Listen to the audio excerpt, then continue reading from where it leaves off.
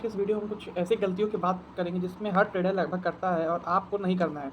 तो उन गलतियों को जानने से आप अपने ट्रेडिंग में लगभग बहुत ज़्यादा इम्प्रूवमेंट ला सकते हो। तो पहली गलती का बात करते हैं। तो आप लोग को पता होगा कि जो ज़्यादातर ट्रेडर होते हैं, जो बिगिनर ट्रेडर होते हैं, वो सब कुछ सीखने पे लगते हैं कि सपोर्ट रेशियो भी सीख लें, ट्रेंड लाइन भी सीख लें, मार्केट स्ट्रक्चर भी सीख लें, प्राइस एक्शन, एसएमसी, आईवीटी सब सीख लें और जब वो ट्रेड एग्जीक्यूट करते हैं तब उस पे वो कन्फ्यूज़ होता है। अब ये देखिए ये वाला ट्रेड है, अगर इस पे मैं सब कांसेप्ट लगाना चाहूँ तो अगर आप सिंपली प्राइस एक्शन की बात करेंगे तो प्राइस एक्शन तो इतना यही कहेगा कि भाई मार्केट ऊपर जा रहा है यहाँ से तो मार्केट ऊपर जाएगा।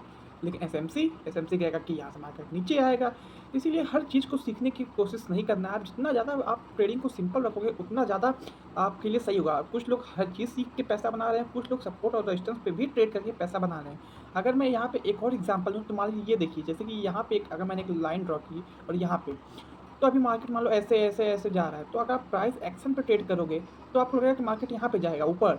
लेकिन वही सिंपली अगर एसएमसी पे आप ट्रेड करोगे, तो आपको यहाँ पता चलेगा कि मार्केट नीचे आएगा। तो ये जो लोग मान लो अगर आप दोनों सीख लिए, ठीक? तो फिर आपको ये कन्फ्यूजन रहेगा कि हम इस पे एसएमसी एग्जीक्यूट करें कि सपोर्ट रेजिस्टेंस देखें कि प्राइस एक्शन देखें, तो ये चीज़ें बहुत दिक्कत होती है। इसीलिए किसी 1-2 स्ट्रैटेजी को मास्टर करो, आराम से उस पे ट्रेड करो। सबसे बढ़िया ये होता है आप सपोर्ट रेजिस्टेंस आइडेंटिफाई करो। जैसे यहाँ पे देखो ट्रेड में कितना तगड़ा यहाँ पे सपोर्ट रेजिस्टेंस का यहाँ पे ट्रेड हुआ है, फुल लॉजिक है यहाँ पे देखो। रेजिस्टेंस कितना तगड़ा बना है और फिर वहाँ से ये जो ट्रेड हुआ है, यहाँ पे ये ट्रेड हुआ है और यहाँ पे देखो लिक्विडिटी भी कितनी तगड़ी बनी है और फिर यहाँ पे आप टारगेट देख सकते हो। सबसे ज़रूरी होता है कि आप क्या सीख रहे हो ट्रेडिंग में। तो बस मैं यही कहूँगा जितनी ज़्यादा आप अपने ट्रेडिंग को सिंपल रख सकते हो उतना ज़्यादा सिंपल रखो और फिर किसी एक स्ट्रैटेजी या 2 स्ट्रैटेजी भी मास्टर हर चीज़ सीखने की कोशिश मत करो। जितना ज़्यादा आप अपनी ट्रेडिंग सिंपल रखोगे उतना ज़्यादा सही रहेगा। और फिर अगर हम दूसरी ट्रेडिंग की बात करें, दूसरी स्ट्रैटेजी की मतलब जो मिस्टेक लोग करते हैं, तो वो होता है ओवर ट्रेडिंग। ओवर ट्रेडिंग देखो कैसे, अगर मान लो मैं यहाँ पे ट्रेड लेता, अगर बाई चांस मेरा यहाँ पे रिवर्स होता है एसएल, ठीक?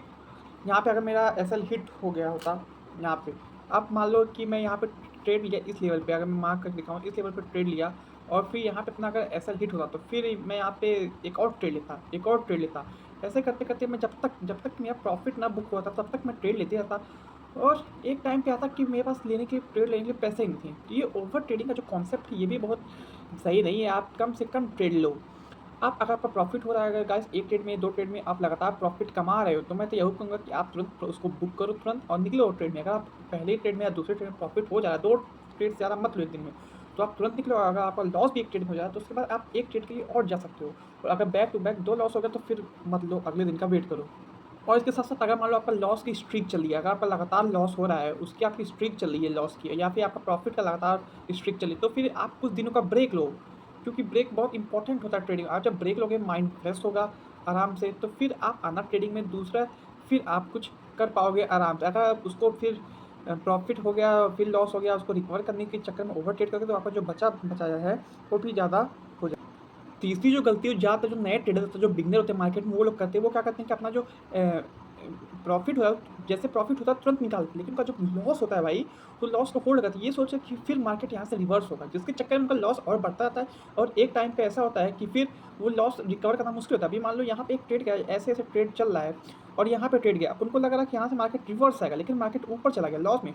तो वो लोग क्या करते हैं, बुक नहीं करते तुरंत। वो सोचते हैं कि नहीं मार्केट यहाँ पे गया, यहाँ से फिर रिवर्स आएगा। मेरे भाई लॉस एसएल इसीलिए होता है ताकि आप अपना लॉस मिनिमम कर सकते हो। तो वो लोग होल्ड करते हैं, उनका ट्रेड यहाँ पे आता है, जिसके बाद उनका जो अकाउंट होता है फिर वही खाली होता है, फिर अगला वो ट्रेड ले नहीं सकते। इसीलिए जब भी ट्रेड लो अपने एसएल को डिफाइन करो, प्रॉफिट को डिफाइन करो हमेशा। इस चक्कर में मत पड़ो कि मैं लॉस को होल्ड करूँगा और फिर प्रॉफिट होता है तुरंत निकलता है। जैसे-जैसे आप देखोगे जो ट्रेडर होते हैं, जो बिगिनर वाले होते हैं, पेशेंस की कमी हो जाती है। यहाँ पे मान लीजिए यहाँ तक ट्रेड गया, प्रॉफिट हुआ तुरंत वो बुक कर लेंगे, यहाँ तक गया फिर तुरंत बुक कर लेंगे। लेकिन लॉस लॉस मान लीजिए अगर उनका लॉस यहाँ तक हुआ तो वो वेट करते हैं ताकि रिवर्स हो जाए यहाँ से। जब आप प्रॉफिट नहीं बुक कर रहे हो भाई, तो लॉस मत बुक करो। लॉस प्रॉफिट से ज़्यादा ज़रूरी नहीं है, इस चीज़ का ध्यान रखो। चौथी जो सबसे ज़रूरी चीज़ है वो है पोजीशन मैनेज। कुछ लोग क्या करते हैं, आप लोग देखोगे मार्केट में जब वो ट्रेड करने जाते हैं, मान लीजिए वो शुरू में उनका $100 है, ठीक? तो वो क्या करते हैं, मान लीजिए वो पहले $0.01 से बीटीसी में ट्रेड लिए, ठीक? अगर आप भी देखे होंगे बीटीसी में ट्रेड लिए $0.01, अब मान लो उनका प्रॉफिट हो गया, तब वो क्या करेंगे अगली बार 0.5 ट्रेड लेंगे। पहले 1 लॉट से ट्रेड ले रहे थे, फिर 500 लॉट से ट्रेड लेंगे। अगर फिर और प्रॉफिट हो गया तो धीरे-धीरे अपना जो लॉट साइज़ होता है उसको बढ़ाते जाते हैं और उसके अपोज़िट अगर उनको लॉस हो गया, तो आप देखेंगे ये जो लॉट साइज़ है, ये जो पोज़ीशन है, इसको उनका घटता जाएगा। जैसे-जैसे प्रॉफिट होगा वो अपना लॉट साइज़ बढ़ाते जाएँगे, 0.1 से 0.2, 0.5, 2 लॉट ऐसे होगा। फिर जैसे-जैसे लॉस होता है वो और कम करते जाते हैं।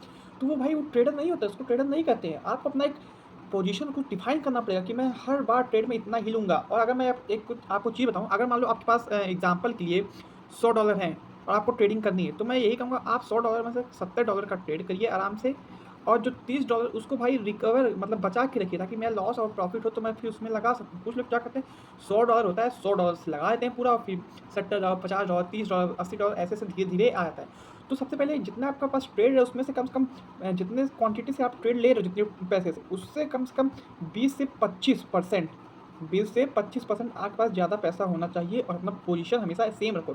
चाहे आपका प्रॉफिट हो चाहे लॉस हो, आपका जो पोजीशन है लॉट साइड है वो हर बार सेम रहना चाहिए। नहीं कि प्रॉफिट हुआ तो ज़्यादा करें, लॉस हो रहा है तो कम कर लें, ठीक। और पाँचवीं सबसे इंपॉर्टेंट चीज़ होती है, पाँचवीं सबसे बड़ी गलती लोग जो करते हैं वो कि यूट्यूबर्स को देखते हैं, यूट्यूबर से ट्रेडिंग लेते हैं, करते हैं वो जो ट्रेड वो लेते हैं वो ट्रेड वो खुद लेते हैं। तो ये नहीं करना है भाई। आप लोग यूट्यूबर से सीख सकते हो, उनसे ट्रेड नहीं सकते। अगर मैं आपको एक बात बताऊँ, यूट्यूबर्स के पास भाई वो बहुत पैसा होता है। आप लोग जो एक्सएम और जो लिंक से आप उनका वो ओपन करते हो कोड, वो सब कमीशन को मिलता है। अगर उनका 1 ट्रेड 2 ट्रेड 5 ट्रेड में लॉस हो गया तो फिर वो भाई फिर रिकवर कर लेंगे, फिर उनके पास पैसा है, फिर वो ट्रेड करेंगे। लेकिन आपके पास तो भाई ये जो पैसा है वो तो लिमिटेड है ना। इसीलिए आप यूट्यूब का हेल्प ले सकते हो सीखने के लिए। उनका ट्रेड ज्वाइन करो, लाइव ट्रेडिंग देखो, उनकी लाइव स्ट्रीम देखो कि वो लॉजिक क्या दे रहे हैं, किस बेस पे ट्रेड कर रहे हैं। आप उनका हमेशा देख के डिक्टो ट्रेड कॉपी करोगे तो 1-2 बार मैक्सिमम टाइम आप सही नहीं हो सकते, बस 1 ही 2 बार हो सकते हो सही।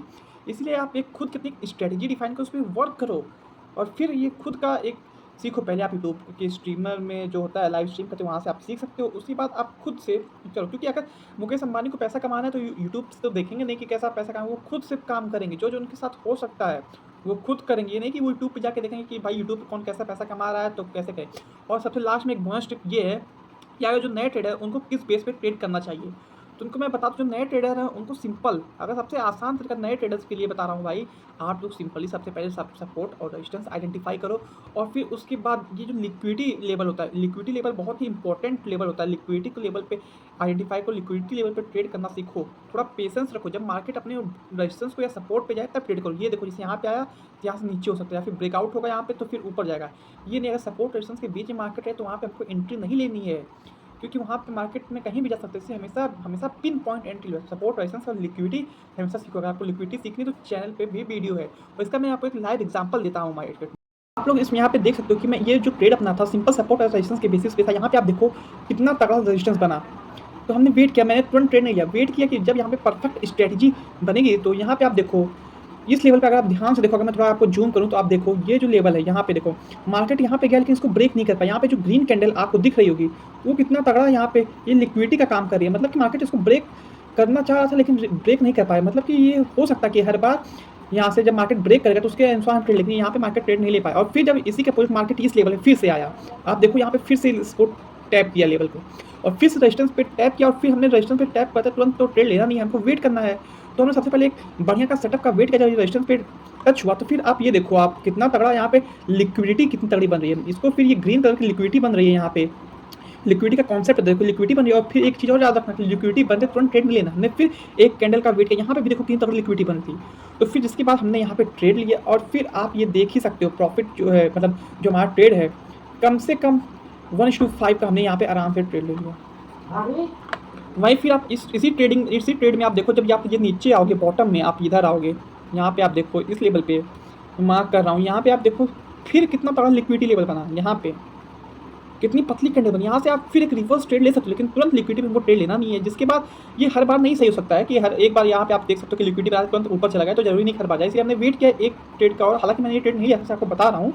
तो फिर यहाँ पे देखो कितना तगड़ा रिवर्स हुआ था। इसके फिर जब ये ऊपर गया, आप ये देखो फिर यहाँ पे जब ये रेजिस्टेंस पे टच हुआ, अब देखो रेजिस्टेंस पे टच हुआ, ठीक, और रेजिस्टेंस के टच के बाद फिर ब्रेक नहीं कर पाया। फिर देखो कितनी मेजर लिक्विडिटी बनी है।